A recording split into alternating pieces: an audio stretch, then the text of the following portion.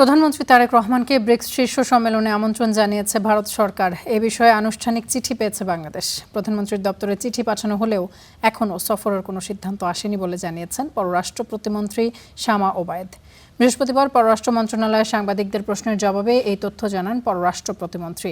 এদিকে সম্প্রতি বিদেশে সফরকালে রাষ্ট্রপতি মোহাম্মদ শাহাবুদ্দিন টেলিফোনে ক্ষমতাচ্যুত প্রধানমন্ত্রী শেখ হাসিনার সঙ্গে কথা বলেছেন বলে যে খবর গণমাধ্যমে এসেছে সে বিষয়ে পররাষ্ট্র মন্ত্রণালয় এখনও কিছু জানে না বলেও জানিয়েছেন প্রতিমন্ত্রী।